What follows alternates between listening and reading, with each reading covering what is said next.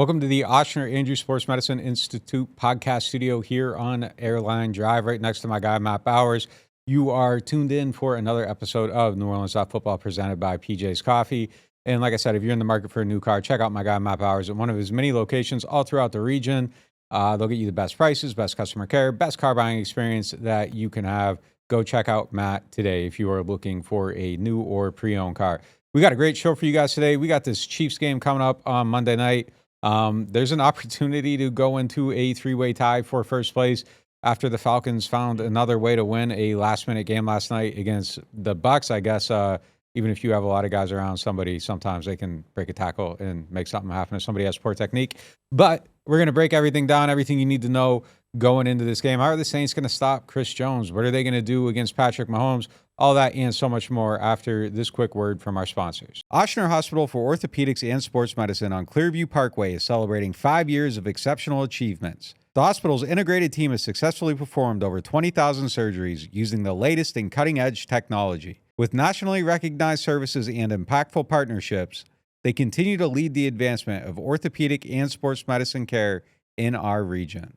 Rouse's Markets is voted best grocery store in New Orleans, best grocery store in Baton Rouge, Mississippi, Gulf Coast, Thibodaux, Houma, Hammond, Lake Charles, Mobile, year after year. Thank you for choosing us best grocery store on the Gulf Coast. Number one. Thank you. Thank you. The number one grocery store In Mississippi, Alabama, Louisiana. 1 million customers a week can't be wrong. Welcome to Rouse's. The NewOrleans.Football show is proudly presented by PJ's Coffee. PJ's Coffee has some of the best drinks that you can find. They have locations all over the city. They have pastries and everything else you need to get your day started. So go check them out. NewOrleans.Football is proudly sponsored by Urban South Brewery, the makers of Paradise Park Lager. I love supporting local breweries, and when looking for a refreshing, easy drinking beer, I always recommend Paradise Park. In fact, I think it might be the best game day beer out there. If you want something a little lighter, try Paradise Light. It's everything I love about Paradise Park with just 96 calories and 2.6 carbs. And if you're looking for a family-friendly place to watch the game, I'd recommend Urban South's Tap Room in the Lower Garden District. They've got 15 TVs, 30 unique beers on tap, and mouth-watering urban smash burgers.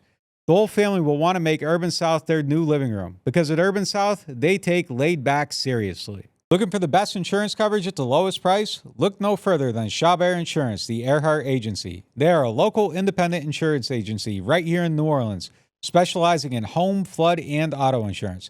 Their agents are born and raised in the area and understand our community's unique needs and the homeowners insurance crisis our residents are currently in. At Chabert Insurance, the Earhart Agency, their dedicated team will shop every available carrier in the market, ensuring you get the most comprehensive coverage at the lowest possible price. They know your time is valuable, which is why they work diligently to provide you with the quotes as soon as possible. Why settle for less when you can have the best? Trust Chabert Insurance, the Earhart Agency, to protect what matters most to you. I do. I've been a client of theirs since 2021. When we couldn't find someone to insure our house because of the big oak tree growing over top, Chabert worked until they found someone that would work with us and give us the protection that we need to feel safe in our new home. Call them today at 504-326-6526 or visit them online at Protected by Chabert. That's 504-326-6526. Chabert Insurance, the Earhart Agency, your local insurance experts. Hardhide Ponchatoula Strawberry Whiskey is an 86 proof blend of aged wheat bourbon, American light whiskey, and fresh Ponchatoula strawberries. Blended in New Orleans, it is not for the thin-skinned. Look for it in your favorite stores, bars, and restaurants. NewOrleans.Football is proud to be sponsored by Firehouse Subs. Make sure you check out their location on Veterans Boulevard. Attention Saints fans, don't let pests and termites invade your home field. Trust the team at Red Pest Solutions to tackle those unwelcome visitors. Call the Red Man today for unbeatable pest and termite control. Score peace with no pest. Visit redpest.com, REDDPEST.com. All right, let's get into the show.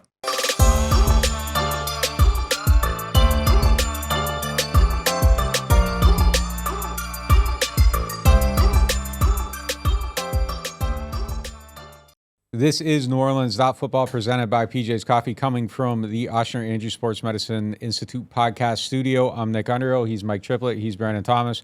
What do we got today?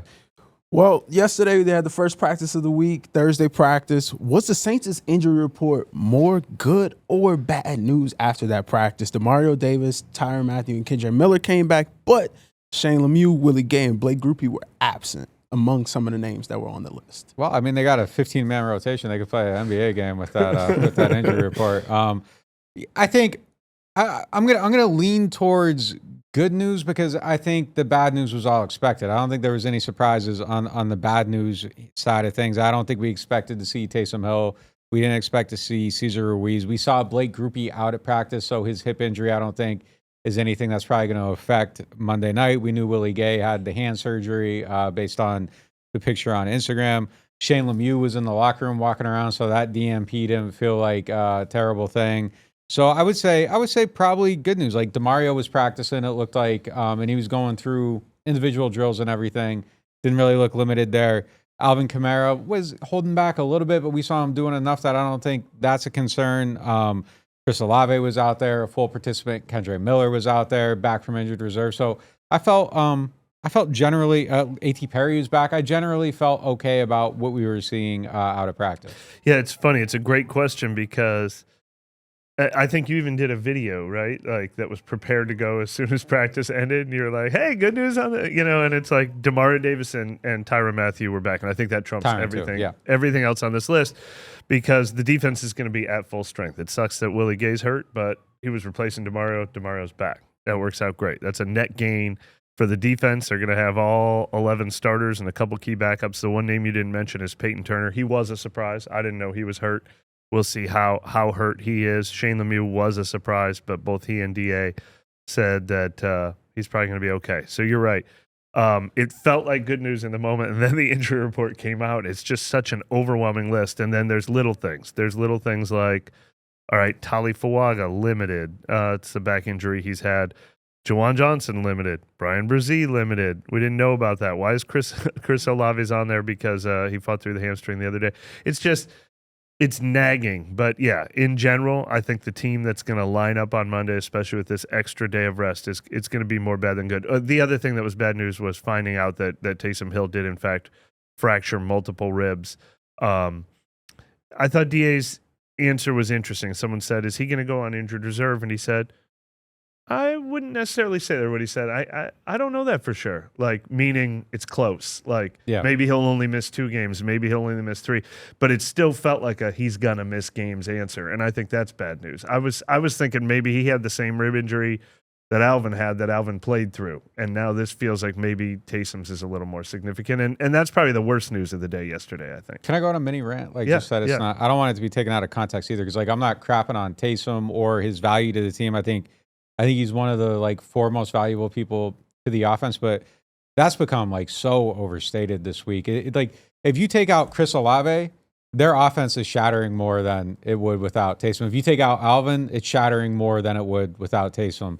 If you take out Derek Carr, the offense is shattering more than it would without Taysom. You take out Taysom, it shatters a little bit. Yeah, no doubt. I mean, it's because they are so thin across the board at skill positions. And the one thing that's kind of been driving me nuts is I see these stats with him, without, and it's all right, cool. They had 3 explosives in the first half. He was involved in one and he missed a block on another. But the yards per play average with him on the field is going to get so high up. I think some of it needs context. I think he's incredibly invaluable, but incredibly valuable. But we're talking about him as if they can't do anything without him on the field. And I think that's overstated. I think he's as important or maybe a little bit less so than some other guys. Very important, but he's not.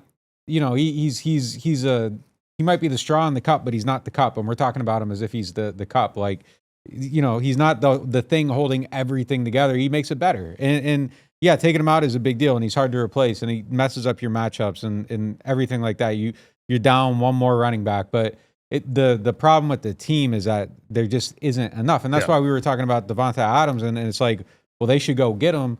Yeah, offensive line is a bigger need. Pass rusher is a bigger need. But, that's a need, too. Offensive, weapons and variety. And they're one injury away. I think you can get by if Taysom gets hurt. There's a way to win. If Alvin gets hurt, you're done. If Chris gets hurt, I'm man, they ain't winning this game. So I just feel those 2 guys are a little bit higher up on the hierarchy. But I feel we're talking about Taysom as if he's, Sure. the whole entire thing. And I think that's overstated. But I want to be very clear. I think he's incredibly important. It's just like I feel like that's gotten a little bit out of hand. There's tiers, though. Yeah, Chris Olave and Alvin are in a higher tier. Yeah. Derek Carr's in a higher That's tier. what I'm saying. Yeah. If they were to lose Tali Fawaga, in addition to the other injuries they have, Eric McCoy's in a higher tier. But Taysom's probably in the DeMario Tyron tier. So those guys coming back, I put him in that. I put Tyron in a higher tier just because of what's behind him. What's behind him Yeah, at safety. because of what's Yeah. behind him. And the other thing about losing Taysom is last week they finally gave Alvin a mini break. They're like, all right, everybody wanted the goal line touches to go to Taysom for a change just to save Alvin from a beating. And then as soon as he left, it's like, well, Alvin's the only guy we can hand it to now. And so after banged up Alvin had 28 touches and 26 touches, you'd like to see somebody else that they could turn to. And so that hurts a little bit. But I do agree with you. The offense is not broken without Taysom Hill. And that segment was presented by Urban South Brewery. Now it's time for the next segment presented by New Orleans Hamburger and Seafood Company. The Chiefs, man, they have arguably one of the greatest quarterbacks of all time. And then you have just a monster in Chris Jones. So which is the bigger challenge for the Saints, Patrick Mahomes or Chris Jones? I'll let you go first. I know it's a tie. No. I'm going to go Mahomes, though. Look, Yes. But here's the thing. Like, honestly, when I look at this matchup, and we're going to make predictions at some point, whether we make predictions internally or say them on the air, Mahomes feels like a little Clark Kent-ish so far this season. He's got 6 touchdowns and 5 interceptions. I've watched the Chiefs because they're on primetime every week, and they do just enough to win. They're like, oh, we need 20 points, fine, we'll get 20 points. And then he loses Rashid Rice, and it's like, I'm not going into this matchup thinking, how can the Saints stop this offense? I feel like the Saints can handle this offense, even though Mahomes is the guy that's the best player in the league. I don't know if they can stop Chris Jones. I really don't. Not with Shane Lemieux and Landon Young and Lucas Patrick, and maybe Shane Lemieux's hurt, and maybe now we're going to see Nick Saldiveri or Kyle Hergel. We just saw what happened. The one game the Saints definitely lost this year, a matchup they definitely lost, was when they couldn't stop Jalen Carter and the Eagles, and their entire Clint Kubiak genius offense went to dust. And now they're facing a guy who's even better than him. So Mahomes is the best player in the league, and I actually think the Saints have less answers for Chris Jones. Here's the thing about Mahomes, though. Like, he's a hurricane, but he's also an earthquake. Like, you can prepare for him, and you can evacuate, and you can do everything, and you can be prepared, and then it just takes one moment, and the ground's shaking out from underneath you, and, like, what do you do? And that's the problem with him. You can be as prepared as possible, but he can beat you with one moment, and he beats everyone with one moment. And the one thing the Chiefs do every week is they win the fourth quarter. Especially when we're talking about a Saints team that can't figure out how to win close games. Yes, there's 2 games every week. Like, there's the game and there's the fourth quarter. You have to win the fourth quarter every week, and they win the fourth quarter every single week. They always find a way. They almost just feel like a team that, I've said it before, like they kind of feel like an NBA team a little bit, and they did it all last year. We're all like, boy, are they done? Like, are they going to be able to win it? Are they that good? And then it's just like, yeah, they're the Chiefs, and they just turn it on when they got to turn it on. Yep. I don't know if they'll be able to do that again, but he terrifies me. Of course. Like, Chris Jones is terrifying too, but it's like there's you prepare for Chris Jones like you evacuate for Mahomes. Like, that's just kind of like what it is. Like, totally it's fair. kind of, I don't know what their plan, their structure might not be good enough to stop Chris Jones. I don't know if you just got to run Adam Prentice into the middle of the line every single snap. I don't know. I don't know what it is. We'll see what they do, how they prepare for it. I'm fascinated to see what the plan is for him behind this offensive line. I'm excited to see what Clint Kubiak does every single week. He always has a plan. He's really smart. I feel like they'll have a plan for how to handle him. I don't think you can handle him for 50 snaps. He's going to win a few, but I feel like they're going to do okay against him. I don't know that you can, because like Mahomes, everything happens outside of the structure. Like, there's the play, and then there's like the Mahomes stuff. Like, Chris Jones is going to happen within the structure. Like, Mahomes is going to happen for what you can't be prepared for, and that's what makes him so scary to me. Totally fair. I'll defer to you on Patrick Mahomes being better. But it's a fair question. It is. No, they're both monsters. Yeah, they are. They're both it's monsters. funny. I mean, Mahomes is the answer. Like, I mean, nobody was up in arms that Chris Jones wasn't the number 1 player on the NFL Network Top 100 list. Pat Mahomes was 3, and it was a story. That's how good the guy is. But when I think about how's this game going to play out, Chris Jones is the one that keeps making me think, God, I don't know. Like, I feel like they can outscore Pat Mahomes.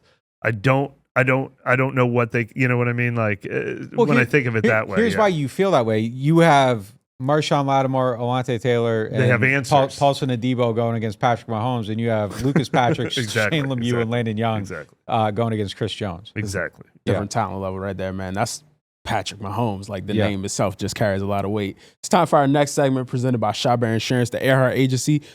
What gives you more confidence right now? The Saints' offense or the Saints' defense? It's the same question with different answers. It's like there's the obvious answer and there's let me think about it for a minute. I mean, I think it's supposed to be the defense, but like the offense is what I come out excited to watch. Yeah. The offense is most improved. They've gone from like 30th to 14th, and the defense is hovering around whatever, 8th, 9th, 10th. So the defense is still slightly ahead, but and here's the other thing. The defense, I think their weakest link is the pass rush coming from the defensive line, but that's not as weak as the offense's weakest link. The defense's greatest strength is the secondary. That's better than the offense's greatest strength. But it's a lot closer than it has been in a long time. Here's what's funny. Like I was about to answer that by saying, well, like the offense hasn't blown a game, but they kind of did lose because of the offense in a way last week. The pick six, you give up a pick six on it, and you could just as easily lose a game. Like you could point to that if there was like a different way that they lost. Like if they didn't lose in like dramatic fashion, like that's a bad play too. So they've both made mistakes. I don't know. They both kind of feel like a little bit of an enigma a little bit. I don't really know how to define the defense yet. I feel like I have more confidence in them because I've seen more over time, but they feel more vulnerable than the offense right now, and the offense has all these injuries. I don't know. It's very hard to put a finger on it. Here's the funny thing about the defense. First of all, I think it's a fair question because whatever you want to say power rankings are, like, we all know what power rankings are. They're not official. They're just sort of a vibe more than anything else. I kind of feel like, and I haven't done this exercise, but I kind of feel like the Saints offense and the Saints defense would probably both be about like 10th in the NFL right now on a power rankings based on how they're doing this season. I mean, they're kind of in the same tier, but I think we're thinking about the bad taste the defense left by giving up the two big plays against Philadelphia and then obviously the pass interference against Atlanta. But the Saints defense is, you know how many touchdowns? Let me ask Brandon because I asked Nick this in the locker room. Let me see if you know off the top of your head. Okay. Give me a top of your head answer. Don't think it through. How many touchdown passes have the Saints allowed this year? Touchdown passes. Got 2? 1. Yeah. 1? 1. That's CeeDee Lamb, 1 against Dallas. They have the best. The opponents have the worst passer rating in the NFL against the Saints. 1 touchdown, 6 interceptions. They're out there doing great things. They're just not doing them in the moments where we remember. Who would you rather have on the field at the end of the game? The offense or the defense with a chance to win? That's a fair question too. And it's probably the defense. I think that's the answer to the question. I mean, the offense went down and got that. That offense went down and got that touchdown against Atlanta, and I was like pleasantly surprised. Like, if you're saying ball on the 20, ball on the 30, whatever it is now, 1 drive left, are the Saints going to go down and score, or is the Saints defense going to get a stop? I think it's as close as the original question, but I still think probably the defense. Who are you going with? Offense. I think I'm going offense too. And he did throw a terrible pick at the end of the Philly game. Like that was they blew it. Yeah, they got the ball in the exact same situation. A minute to go. They did blow it there. Need a field goal. The perception's kind of more like, but both sides have faltered in those situations. Here's where do you think? And look, it's not the end all be all, but it's a sampling of something. Where do you think Derek Carr ranks right now in PFF's quarterback ranking? Probably really high. I think it's probably really high. I'd say 4th. Take a guess. 6th. Joe, take a guess. Joe said 7th. E, where are you at? They got him first. Yeah. But that doesn't surprise me because he was 1 with a huge cushion going into week 3. Yeah. He's executing like everything. Yeah. Kind of. Let me see what his weekly grades are. I bet his grade last week was doesn't. Look, it's totally fair. So they got him. But the offense still has Shane Lemieux, Landon Young. Like, I mean, that unit still exists on this team. I'm talking about something else. Within that. They gave him an 87 week 1, a 91 week 2, a 55 week 3, and an 85 last week. I mean, in the number 2 quarterback is Darnold. Brock Purdy. It's always Brock Purdy. God. Every comp you find for this team, Brock Purdy's like right there. Every time you look up a Derek Carr stat, it's like he's either one above Brock Purdy or one behind Brock Purdy. Like it's always, it's just a wild. No, I think he's doing offense. great. I mean, I think that's why it's a conversation. I mean, these two were nowhere close to tied heading into this season. It's amazing that it's become close. I'd have to look this up, but like just my perception of like, you know, I try to watch a lot of the league. I don't watch the entirety of every game, but I try to get a sampling of most of them. Yeah. He feels like one of the only quarterbacks like throwing down the field right now too. Like nobody's making plays down the field. He's one of them. I got to see where he ranks on those throws, but I feel like that's probably something that's kind of helping him out too. Like they get some explosives, and passing is like way down around the league, and like his passing numbers aren't crazy, but he has a couple like really big standout moments. Wow. We'll get more into this next game against Tampa later, but what were y'all quick thoughts from just last night's game? It's a good question. They both look that the beatable. NFC South is gettable. That's exactly what I was going to say.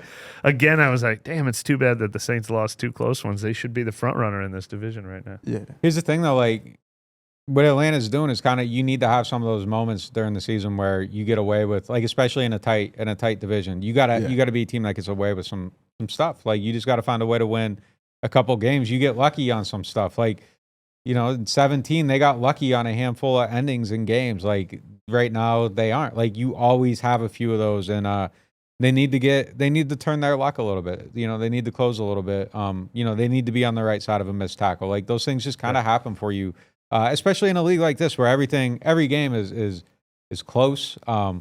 Underdogs are winning every bet right now. Like if you bet the underdog every week, like I think it's like 14. Like I don't know, they're way up. Like they're way up over the last couple of weeks. So like it's just a weird tight league right now, and you need to have some of those moments to win games. That actually was going to be my first takeaway from last night's game until Atlanta pulled it off. Is Younghoe Koo? Yeah, misses 3 kicks last night, including 2 40-yarders, and it's just a reminder that we have spent the whole weekend like lamenting the fact or guarding against all the fans who are like the Saints just can't win a game. They got that guy to kick a 58-yard field goal. Like, if he misses a 58-yard field goal, which is, I think, what happens most of the time, and then the guy goes out and misses a 40 yards, then we're talking about this Saints team that found a way to win. We said this at the end of the game. Like, forcing them to kick a 58-yarder to win the game isn't the worst possible outcome. Like, typically, you feel like you're giving yourself a decent chance on that if you do that. There was a quote from Mooney, though, that was kind of interesting. He said that he knew, like, with Adebo's technique that he was going to kind of slap at him and grab at him. So, like, he threw his hands up early to kind of, like, once he knew that he had to, like, turn. And he knew that he was going to be able to draw the flag because of the way he plays those. So, that's something that they got to fix. And then Belichick was talking about his technique, too. Like, he wasn't mad at their coverage at the end of that game. He said, look, this guy, like, you turn around. Like, that's just basic technique. You got to turn your head when the guy turns around for the ball, or you're going to get flagged every single time. You can't slap at the receiver. And, you know, it seems like Mooney knew it. And we can talk about the coverage all day. I mean, that to me looked like Saban's cover 3 match, so it really is technically a zone coverage. But then when you run vertical, it becomes man. So like it's kind of built in to put yourself in the best situation to kind of play it. So I mean, I'm really not mad at the coverage they called there. Total Maintenance is one of the largest locally owned home and commercial service providers in South Louisiana. They were founded in 1980 and serve the greater New Orleans and Baton Rouge markets. And Total Maintenance wants to show some love to our NOF listeners. They have a membership program that gets you 2 tune-up visits for AC and heating, as well as club membership discounts of 15% on all repairs, half off of all diagnostic charges, and 3-year warranties on most repairs for membership clients. This is usually priced at the low price of $24.95 a month per system, but if you tell Total Maintenance that you found them through NOF, they'll lower the price to $20.95 per month per system for as long as you keep the membership active. It will never increase. Total Maintenance has a tune-up special running this summer for $79, down from the normal price of $179. This is a one-time offer for one system only. They also offer a free diagnostic on second opinions on units deemed to be unrepairable, and they offer free estimates for replacements as well as commercial maintenance programs. Services include AC and heating service and replacement, electrical service, plumbing service, as well as generator service and installation. They are Total Maintenance. Find them at tm-ac.com or give them a call at 504-841-3300, or if you're in the Baton Rouge area, 225-480-1000. Martin Wine and Spirits is home to a selection of hand-picked barrel select bourbon, whiskeys, and much, much more. They are family owned and operated since 1946 and specialize in wine, spirits, gourmet food, gift baskets, catering, and tasting events. They have many locations, so they're never too far away. You can check them out in Metairie, New Orleans, Mandeville, and Baton Rouge, or if it's more convenient, you can always shop online. Whether you're a wine novice or a seasoned collector, you'll enjoy the Martin Wine and Spirit experience. Score big with kickoff combos at New Orleans Hamburger and Seafood Company. Comes with fried shrimp and your choice of soft-shelled crab traditional or our famous thin-fried catfish, all served with garlic herb fries, starting at only $10.99. Only at New Orleans Hamburger and Seafood Company.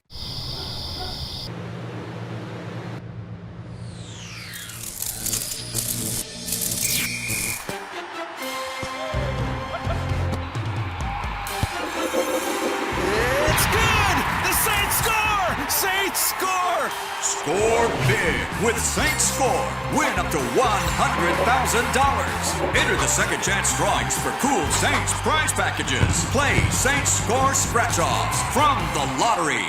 All right, guys, it's the best time of year. Football's back. We're talking NFL Sundays, college football Saturdays, and the glorious grind of fantasy football lineups.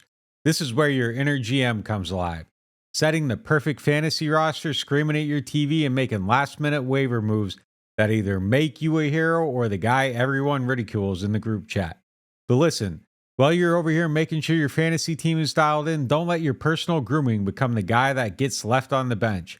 Let's be honest, nobody wants to fumble their grooming routine. That's where Manscaped's Performance Package 5.0 Ultra comes in, acting as your all-in-one grooming playbook. From keeping things sharp down below with the Lawnmower 5.0 Ultra to taking care of those rogue nose and ear hairs with the Weed Whacker 2.0. This is the lineup that'll keep you looking and feeling like a champ on and off the field. Join the 10 million men worldwide who trust Manscaped and get ready for kickoff by heading over to manscaped.com. Use the code New Orleans, that's one word, for 20% off and free shipping. Trust me, you'll be drafting the real MVP of grooming this season.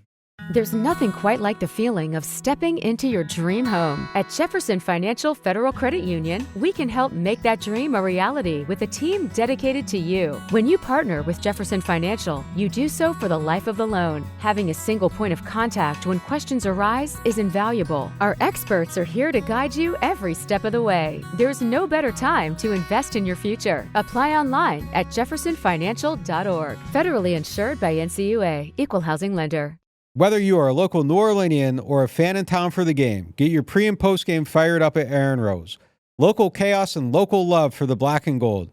Wake up and live with daily drink specials, mimosas, screwdrivers, Bloody Marys, and hot or frozen Irish coffees, all just $3 or $4 between 10 a.m. to 2 p.m.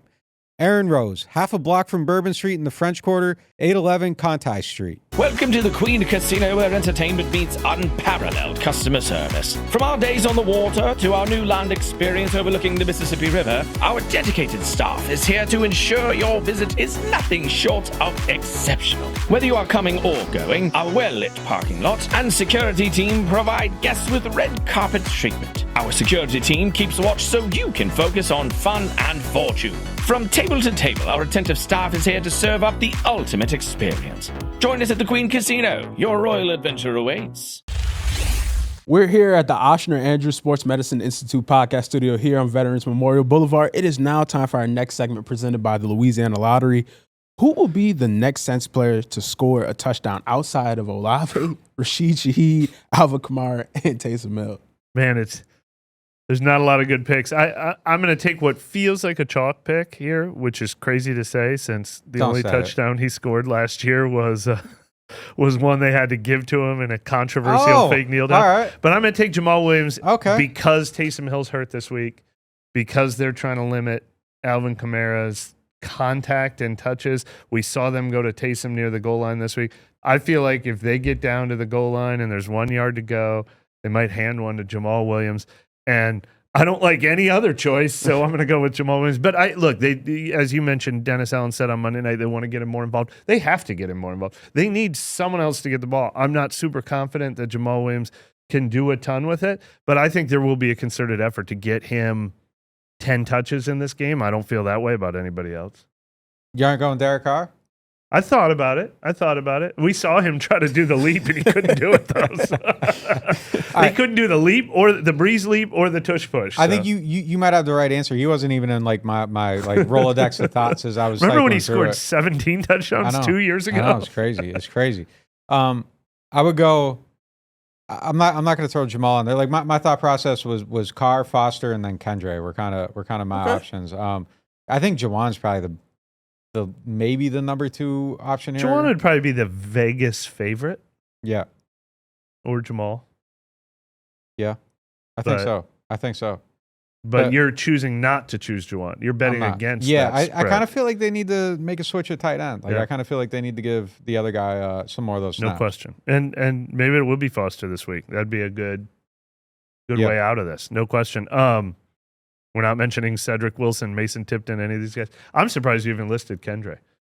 Well, I don't know when we're going to see Kendre. I guess you could be talking about 3 weeks from now. I think he plays next week. I mean, like next week, Tampa. Yeah, like to me. So, like the bet on Kendre is just that nobody else scores this week, and then he's on the field, and I think he would be the betting favorite in that scenario. I thought it was kind of interesting how like Da ended up saying he had a good practice, but like he was, what does he bring to the offense? I don't know. Yeah. Like this guy. He's not giving that guy a free pass at all. Like Kendre, it's just so clear. Like show me something. Like it's so clear that he's like done on like the theory, the idea. Yeah. That's for us to talk about. For him, it's just what's he going to bring to the offense? Well, I don't know. Like, all right. It's so funny every time he comes up, man. Who you got? I would have had Jawan. And then I would have had Jawan, Carr. I wouldn't have even put Kendre on that list, but Foster was going to be right after that. I didn't even think Jamal Williams actually too, but it's crazy. Yeah, I mean, he got some action early on against Carolina, so yeah. Jamal scores in this game. Do we have a sports book available? What's the odds on Jamal score? 4 to 1. Go up to the Queen and 4 to 1. And place up bet. 4 to 1, maybe. Can I get on that? All right. 14 to 1, 16 to 1. He had zeros through the first 17 weeks last year. He's like the guy you throw out at that at like the end of your parlay because you don't like how much you're getting back on your $10. You just gotta. Yeah, it's one of those Super Bowl bets. Who scores the first touchdown? Oh, Travis Kelce 1 to 1. That's not very exciting. Jamal Williams 17 to 1. I'm doing it. Yeah.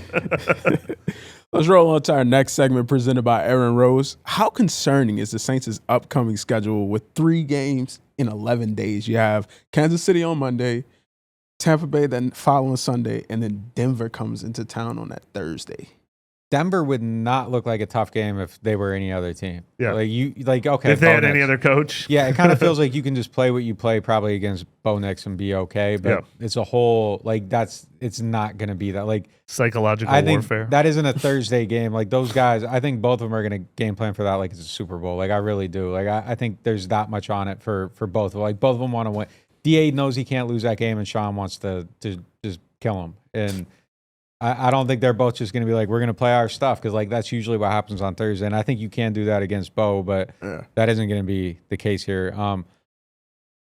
It's just one of those things you got to survive, man. Yeah. Like you got to figure out a way through this. You really do. Like the Monday to Sunday turnaround doesn't really worry me too much. Like you just kind of got to start doing some of your work a little bit. You probably send some scouts to do work a day earlier. You got to catch up on it. You probably got to work a little bit harder and longer on Tuesday than you normally would, but I think you're okay on that.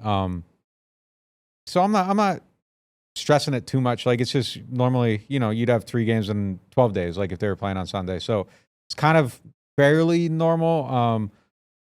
But it's 2 tough games and then Sean Payton. I think that's kind of where it gets difficult. Yeah, I actually hate it. Like because of the opponents is why I hate it. You get an extra day for the Chiefs. I know, but that's the problem. Is I don't think they're going to beat the Chiefs. Like if you can steal the Chiefs win, everything else is gravy. That's why I hate it.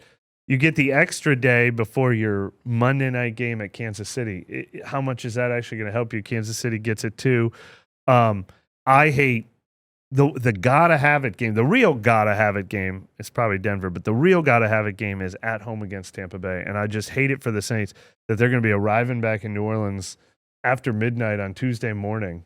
And Tampa Bay's already resting up and game planning for that game. I hate the disadvantage they're getting in the Tampa game because if I mean, if they can steal one from the Chiefs, everything else is fine. But if they lose to the Chiefs, they've lost 3 in a row. Now you have to win the home game against Tampa Bay, and you're on that deficit. I hate that. And then I also hate the pressure that could be on the Denver game.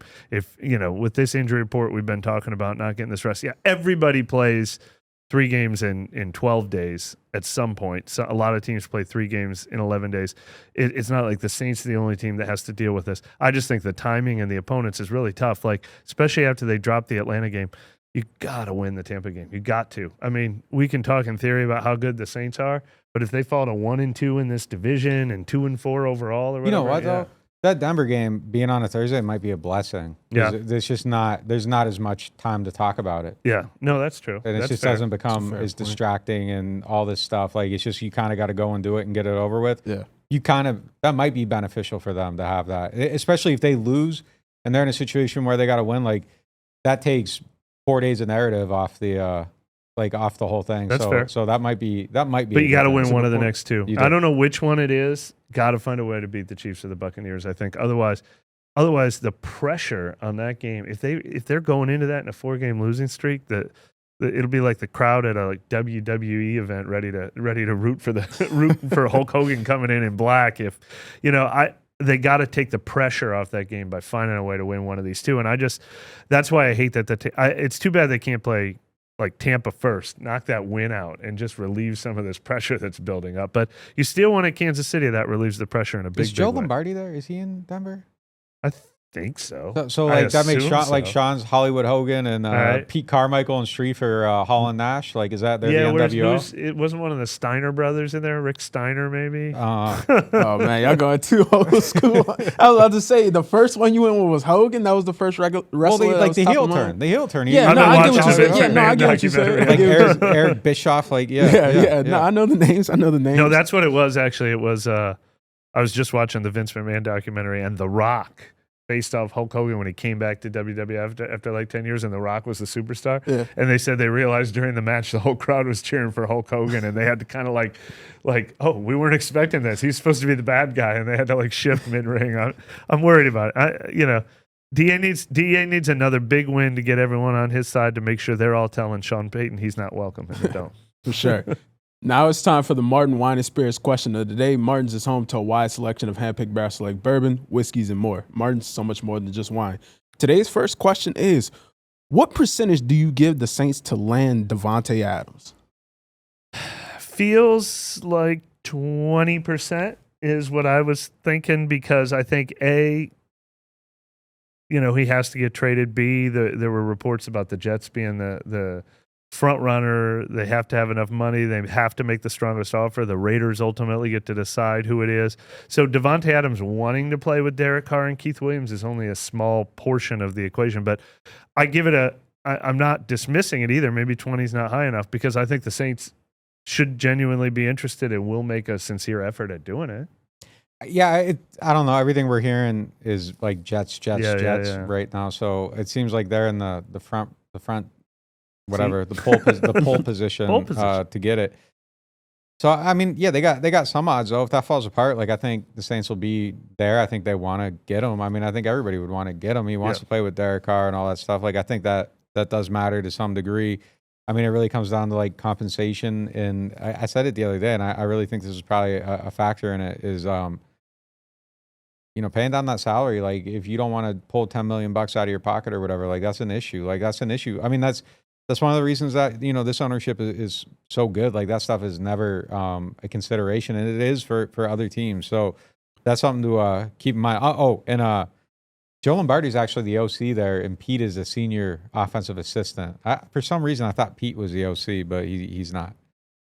Next up, going back to the problem that's been looming over the last 2 weeks, what has led the Saints to become a team that finds a way to lose close games? Gaffes, man. Like, they're just making bad mistakes and bad moments. Like, what did DA say yesterday? Like, they're quarter 1 through 3, like, they're one of the best tackling teams in the league, and then quarter 4 they aren't. Like, that's a thing. It's just little things like that. It'll bring you down. You got to win the fourth quarter. Like, there really are 2 games. Like, there's quarter 1 to 3, and you got to win the fourth. And good teams know how to win the fourth quarter, and the Saints don't right now. And that's their biggest issue. And it isn't just isolated, like we said earlier in the show. Like, it's conveniently forgotten that there was an interception with a minute left that could have been avoided against Philadelphia. So it's both sides. They just need to figure out how to clean that stuff up. I don't think it's mission impossible. I don't think it makes you a terrible team. Like, I think there is a scenario where they figure it out, they turn it around, they become what they're supposed to be, but you have to actually do those things. So until you don't, like, you are, kind of a bad team until you figure out how to win close games. Yeah, it's funny. It was almost the identical scenario. We were talking about that earlier this week, and then I know you mentioned it, I think, in your film review, but 1:12 left on the clock or something, with one timeout needing a field goal against Philadelphia, and they don't get down there. Carr throws the interception when he tries to rush it, and then 1 minute left, needing to stop a team from getting a field goal. So it was exactly both sides. There's no question about it. It's kind of a small sample size. We've talked about one-score games, but games that actually came down to, this could go either way, and it comes down to the minute you get 2 or 3 or 4 of those, and it's just been a little bit of a couple-year drought. They pulled it off against Tennessee in week 1 last year. They pulled it off against Atlanta in week 1 the year before that. But I think it's something like, 3 and 6 of those real ones over the last 9 or whatever. It's something that has trended the wrong way for a few years now, no doubt about it. You got to make the biggest plays, and that's why we were talking about Mahomes way back when Nick said it. He's a guy that does it every time. The Saints need to be, winners. They need to come up clutch. They need to make the better play than the other team. It's not necessarily a strategy thing. It's not necessarily a philosophy thing. It's in those moments. I mean, a lot of times it's the call you make, but it's Mark Ingram's not running out of bounds, 1 yard early and pulling off the play on the Adam Prentice lining up on the wrong side of the field. I don't know. I mean, it always comes down to the one moment, right? Yeah. Real talk. That'll do it for this episode of NewOrleans.Football. We appreciate y'all for stopping in today. For those who aren't subscribed, make sure that you subscribe because we're going to have the latest on the Saints news throughout the entire season. And for those who are already in here, stick around because overtime is next. Catch you next time.